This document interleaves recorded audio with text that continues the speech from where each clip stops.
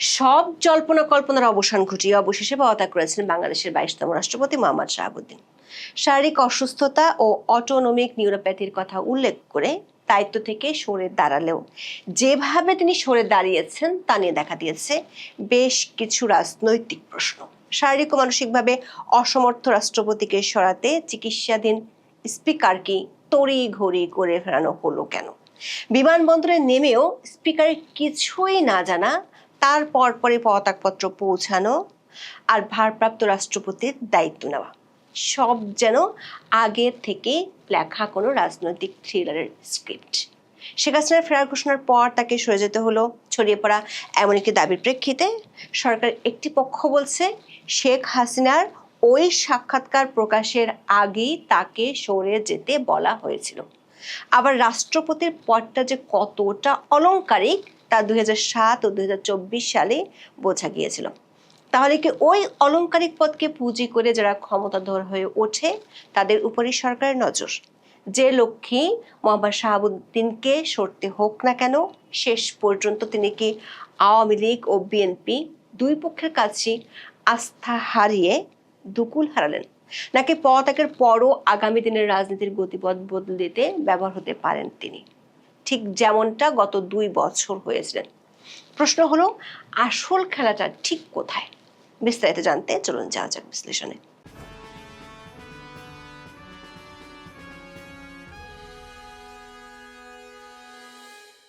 বাংলাদেশের 22তম রাষ্ট্রপতি হিসেবে নির্বাচিত হয়ে 2023 সালের 24 এপ্রিল শপথ নিয়েছিলেন মোহাম্মদ শাহাবুদ্দিন। সে অনুযায়ী তার মেয়াদ ছিল 2028 সালের 23 এপ্রিল। গত কয়েকদিন ধরে মোহাম্মদ শাহাবুদ্দিন পদত্যাগ করছেন অথবা সরকার তাকে সরিয়ে দিতে চায় বলে তিনি সরে যাচ্ছেন, এমন খবরে সরগরম হয়ে উঠেছিল বাংলাদেশের সংবাদ মাধ্যম থেকে শুরু করে রাজনৈতিক আলোচনার টেবিল। রাষ্ট্রপতি শুক্রবার পদত্যাগ করতে যাচ্ছেন এমন খবর আরো পাকাপোক্ত হয় যখন বাংলাদেশের জাতীয় সংসদের স্পিকার হাফিজ উদ্দিনকে থাইল্যান্ড থেকে সফরের মাঝ পথে উড়িয়ে আনা হয়। গত 19 জুলাই স্পিকার চিকিৎসার জন্য থাইল্যান্ড গিয়েছিলেন। তার ফেরার কথা ছিল 26 জুলাই। তড়িঘড়ি করে সরকার অনুরোধে তিনি 2 দিন আগে ফেরত আসায় প্রশ্ন ওঠে, সরকার এত তাড়াহুড়ো কেন করছে? আবার সরকারের শীর্ষ ব্যক্তিরা বিষয়টি নিয়ে সরাসরি কিছুই বলেননি। যেটুকু বলছেন তাতে বিষয়টিকে গণমাধ্যমের গুজব বা অতি কথন হিসেবে তুলে ধরার চেষ্টা করেছেন। এমনকি খোদ স্পিকারই বিমানবন্দরে নেমে সাংবাদিকদের বলেন তিনি তখনও কিছু জানেন না, অথচ এর কিছুক্ষণ পরে তার কাছে পৌঁছে যায় রাষ্ট্রপতির পদত্যাগপত্র। 24 জুলাই বিকেল 5:01 স্পিকার পদত্যাগপত্রটি গ্রহণ করেন। রাষ্ট্রপতির পদত্যাগপত্রটি সামাজিক মাধ্যমে ভাইরাল হওয়ার পর এর ভাষা নিয়ে অনেকেই প্রশ্ন তুলেছেন। আবার তড়িঘড়ি করে স্পিকারকে তার থাইল্যান্ড সফর সংকুচিত করে ফিরে আনায় সরকারের উঠে পড়া লাগার এমন সিদ্ধান্ত নিয়েও অনেকে প্রশ্ন তুলেছেন।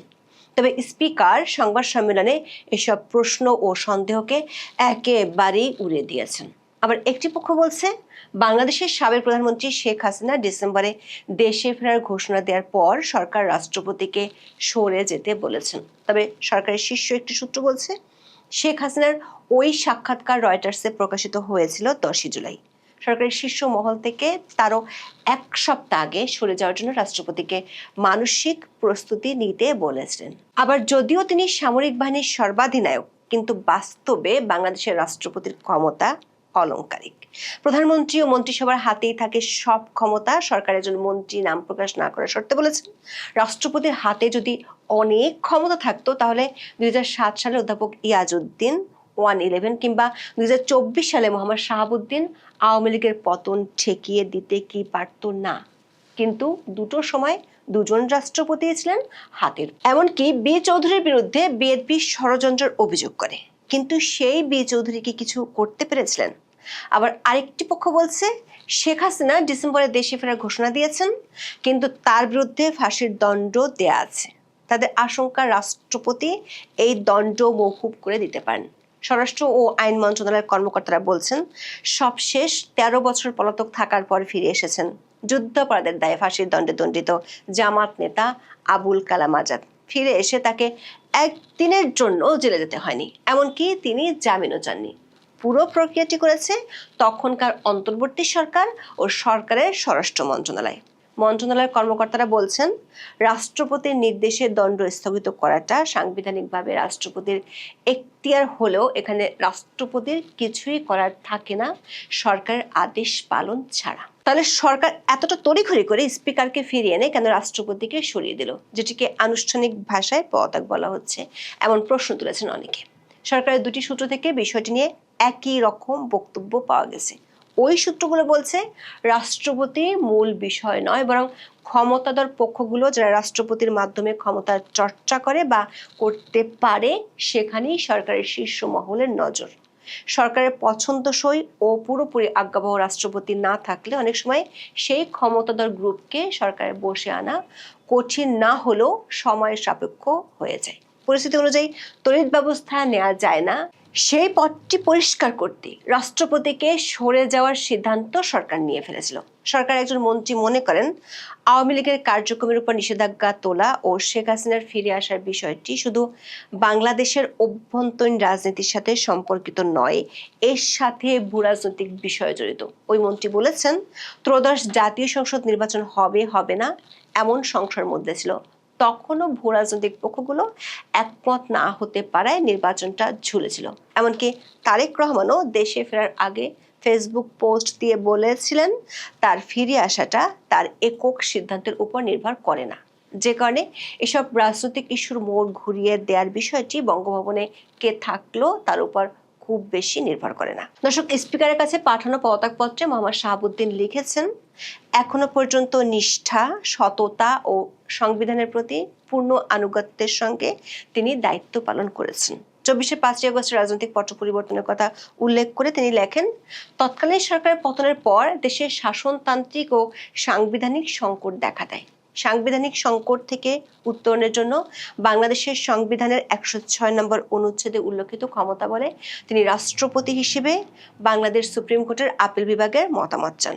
সুপ্রিম কোর্টের আপিল বিভাগের পরামর্শক্রমে অন্তর্বর্তীকালীন সরকার গঠন করেন। মোহাম্মদ শাহাবুদ্দিন চিঠিতে উল্লেখ করেন, বর্তমানে সরকারি দল ও বিরোধী দল গণতান্ত্রিক চর্চার মধ্য দিয়ে জাতীয় সংসদে নিজ নিজ দায়িত্ব পালন করছে। তিনি দাবি করেন, তার সুদৃঢ় ও ইতিবাচক ভূমিকার কারণে দেশে কোনো সাংবিধানিক বিপর্যয় ঘটেনি। অনেকে প্রশ্ন তুলেছেন, রাষ্ট্রপতি কি তার বিদায়ী পত্রে বিগত দুটি সরকারের বৈধতার কথা জানিয়ে গেলেন? না হলে পদত্যাগপত্রে স্বাস্থ্যগত কারণ উল্লেখ করা জরুরি হলেও এসব বিষয়ের অবতারণা কেন করলেন? মোহাম্মদ শাহাবুদ্দিন এরপরই পদত্যাগপত্রে নিজের অসুস্থতার কথা উল্লেখ করেছেন। লিখেছেন, তিনি গুরুতর অসুস্থ, হৃদরোগ, উচ্চ রক্তচাপ, ডায়াবেটিস ও কিডনি জটিলতায় ভুগছেন। তার হৃদযন্ত্রে বাইপাস সার্জারি হয়েছে। ইদানিং স্বাস্থ্য পরীক্ষায় অটোনমিক নিউরোপ্যাথি নামক রোগ শনাক্ত হয়েছে। এই রোগের কারণে তিনি মাঝে মাঝে ক্ষণিক অচেতন হয়ে যান। রোগসমূহের প্রাদুর্ভাবে শারীরিক ও মানসিক অসমর্থতার কারণে রাষ্ট্রপতির মতো গুরুত্বপূর্ণ সাংবিধানিক পদের দায়িত্ব পালন করা তার পক্ষে সম্ভব হচ্ছে না। তার দীর্ঘমেয়াদের চিকিৎসা প্রয়োজন বলে চিঠিতে উল্লেখ করেছেন। বিশেষজ্ঞ চিকিৎসকরা বলেছেন, অটোনমিক নিউরোপ্যাথি হলো এমন একটি স্বাস্থ্যগত অবস্থা যেখানে শরীরের অনৈচ্ছিক স্নায়ু বা অটোনমিক নার্ভসগুলো ক্ষতিগ্রস্ত হয়। মানুষের শরীরে যেসব কাজ সচেতন চেষ্টা ছাড়াই স্বয়ংক্রিয়ভাবে ঘটে, যেমন হৃদস্পন্দন, রক্তচাপ, হজম প্রক্রিয়া, ঘাম হওয়া এবং মূত্রথলির নিয়ন্ত্রণ, এই স্নায়ুগুলো মূলত সেসব কাজ পরিচালনা করে। যখন এই নার্ভগুলো ক্ষতিগ্রস্ত হয় তখন শরীরের এই স্বয়ংক্রিয় ব্যবস্থাগুলোতে ব্যাঘাত ঘটে। অটোনমিক নিউরোপ্যাথির সবচেয়ে প্রধান ও সাধারণ কারণ হলো ডায়াবেটিস। ব্লাড সুগার দীর্ঘদিন অনিয়ন্ত্রিত থাকলে এই নার্ভগুলো ধীরে ধীরে ক্ষতিগ্রস্ত হয়। মোহাম্মদ শাহাবুদ্দিন তার পদত্যাগপত্রের শেষে উল্লেখ করেছেন, সংবিধানের 50-3 অনুচ্ছেদের বিধান অনুযায়ী তিনি রাষ্ট্রপতির পদ হতে পদত্যাগ করেছেন। সংবিধানের 50-3 নম্বর অনুচ্ছেদে বলা আছে, রাষ্ট্রপতি পদত্যাগ করতে চাইলে তাকে জাতীয় সংসদের স্পিকারকে সম্বোধন করে নিজ স্বাক্ষরযুক্ত পদত্যাগপত্র জমা দিতে হবে। এখন আনুষ্ঠানিকভাবে বাংলাদেশের ভারপ্রাপ্ত রাষ্ট্রপতি হাফিজউদ্দিন আহমেদ, এখানেও একটি প্রশ্ন উঠেছে। সেটি হলো, বলা হচ্ছে রাষ্ট্রপতি অসুস্থ, তিনি আবার যার কাছে দায়িত্ব দিয়ে চলে গেলেন তিনি চিকিৎসার মাঝ পথে দেশে ফিরেছেন দায়িত্ব নেওয়ার জন্য। এখন সংবিধানের 54 অনুচ্ছেদ অনুযায়ী রাষ্ট্রপতির অনুপস্থিতিতে স্পিকার ভারপ্রাপ্ত রাষ্ট্রপতির দায়িত্ব পালন করবেন। নতুন রাষ্ট্রপতি নির্বাচিত না হওয়া পর্যন্ত স্পিকারের দায়িত্ব পালনে কোনো বাধা নেই, অর্থাৎ নতুন রাষ্ট্রপতি দায়িত্ব নেওয়ার আগ পর্যন্ত তিনি রাষ্ট্রপতির দায়িত্বে থাকবেন। এর আগেও 2002 সালের 21শে জুন থেকে 6 সেপ্টেম্বর পর্যন্ত তৎকালীন স্পিকার ব্যারিস্টার জমির উদ্দিন সরকার অস্থায়ী রাষ্ট্রপতি হিসেবে দায়িত্ব পালন করেছিলেন। সংবিধান অনুযায়ী রাষ্ট্রপতির পদ শূন্য হলে নতুন রাষ্ট্রপতি নির্বাচনের আয়োজন করবে নির্বাচন কমিশন। যেহেতু এখন সংসদ বহাল আছে, তাই সংবিধানের 123-2 অনুচ্ছেদ অনুযায়ী আগামী 90 দিনের মধ্যে নতুন রাষ্ট্রপতি নির্বাচন করতে হবে। বর্তমান সংসদে বিএনপির সংখ্যাগরিষ্ঠতা থাকায় দলটি মনোনীত প্রার্থী পরবর্তী রাষ্ট্রপতি হিসেবে নির্বাচিত হওয়ার সম্ভাবনা রয়েছে। সংবিধানের 54 অনুচ্ছেদ অনুযায়ী নতুন রাষ্ট্রপতির দায়িত্ব গ্রহণ না করা পর্যন্ত রাষ্ট্রপতি সাংবিধানিক দায়িত্ব পালন করবেন জাতীয় সংসদের স্পিকার। সংসদ সদস্যদের ভোটে রাষ্ট্রপতি নির্বাচিত হন। তবে যেহেতু এই মুহূর্তে সংসদ নেই, তাই পরবর্তী সংসদ অধিবেশন না ডাকা পর্যন্ত নতুন রাষ্ট্রপতি নির্বাচনের কোনো সুযোগ নেই। এদিকে 24 আগস্টের রাজনৈতিক পট পরিবর্তনের পর থেকেই মোহাম্মদ শাহাবুদ্দিনের পদত্যাগের দাবিতে সোচ্চার ছিল একটি পক্ষ। মোহাম্মদ ইউনূস যে মোহাম্মদ শাহাবুদ্দিনকে রাষ্ট্রপতি হিসেবে মেনে নিতে চাননি, সেটি নানা ঘটনা থেকে পরিষ্কার হয়েছিল। সেই গ্রুপটির পক্ষ থেকে এবার দাবি তোলা হচ্ছে সদ্য বিদায়ী রাষ্ট্রপতি মোহাম্মদ শাহাবুদ্দিনকে গ্রেপ্তার করে বিচারের আওতায় আনতে হবে। সংবিধান বিশেষজ্ঞরা বলছেন এ ধরনের ব্যবস্থা নেয়ার সুযোগ নেই, কারণ সংবিধানের 51 অনুচ্ছেদে রাষ্ট্রপতিকে তার দায়িত্ব পালনকালে যে কোনো কাজের জন্য ইনডেমনিটি দেওয়া আছে, যার অর্থ হলো রাষ্ট্রপতিকে তার কাজের জন্য কোনো আদালতে কোনো প্রশ্ন তোলা যাবে না। সংশ্লিষ্ট সূত্রগুলো বলছে রাষ্ট্রপতি পদত্যাগের পর বেশ কিছু সুবিধা সরকার থেকে পাবেন। বাংলাদেশের 2016 সালের রাষ্ট্রপতির অবসর ভাতা, আনুতোষিক ও অন্যান্য সুবিধা আইন অনুযায়ী এসব সুবিধা পাবেন। তবে শেষ পর্যন্ত মোহাম্মদ শাহাবুদ্দিন একুল ওকুল দুকুলি হারিয়েছেন। প্রথমত 24-এর 5 আগস্ট পরবর্তী ভূমিকার জন্য আওয়ামী লীগের অনেকেরই তার বিরুদ্ধে ক্ষোভ আছে। আওয়ামী লীগের একটি পক্ষ মনে করে ইউনূসের শাসনামলে যখন আওয়ামী লীগের নেতা কর্মীদের উপর নির্যাতন চলছিল তখন তিনি রাষ্ট্রপতি হিসেবে চুপ ছিলেন। এমনকি ইউনূস ক্ষমতা থেকে যাওয়ার পর সাক্ষাৎকারে নিজেকে নিয়ে কথা বলেছেন, অথচ যে আওয়ামী লীগ তাকে রাষ্ট্রপতি বানিয়েছিল তাদের উপর নির্যাতন নিয়ে কোনো কথা বলেননি। এমনকি নিজে মুক্তিযোদ্ধা হলেও ধানমন্ডি 32 নম্বরের বাড়িটি সহ মুক্তিযুদ্ধের স্মৃতি বিজড়িত বহু স্থান ভেঙে গুড়িয়ে দেওয়া হলেও তিনি ছিলেন চুপ। সামরিক বাহিনীর সর্বাধিনায়ক হয়েও তার যে কার্যত কোনো ক্ষমতা ছিল না, সেটি তখনও স্পষ্ট হয়ে উঠেছিল। আবার ইউনূসের আমলে অনেক নিবর্তনমূলক আইনের অধ্যাদেশে অবলীলায় তিনি স্বাক্ষরও করে গেছেন। এসব কারণে মোহাম্মদ শাহাবুদ্দিনের বিরুদ্ধে আওয়ামী শীর্ষ মহলের প্রায় পুরোটাই ক্ষুব্ধ। আবার নির্বাচনের পর বিএনপিকে পুরো দমে সমর্থন দিয়ে গেছেন। বিএনপির লিখিত স্ক্রিপ্ট পড়ে আওয়ামী লীগকে ফ্যাসিস্ট আখ্যায়িত করে ভাষণও দিয়েছেন। শেষ পর্যন্ত সেই বিএনপিও মেয়াদ পূর্ণ করতে দিল না মোহাম্মদ শাহাবুদ্দিনকে। তবে সরকারের একটি সূত্র বলছে দুকুল হারানো সত্ত্বেও বাংলাদেশের সামনের দিনের রাজনীতির গতিপথ পাল্টানোর জন্য মোহাম্মদ শাহাবুদ্দিনকে অনেকেই ব্যবহার করতে পারেন। রাজনীতিতে নতুন নতুন বিতর্ক তৈরি আর আইনগত জটিলতা অনেক কিছুই দেখা দিতে পারে যদি সদ্য সাবেক হওয়া এই রাষ্ট্রপতিকে কেউ ব্যবহার করতে পারে। এখন এ পর্যন্ত। সবাই ভালো থাকুন, সুস্থ থাকুন, নিরাপদে থাকুন। দেখা হবে আগামী পর্বে।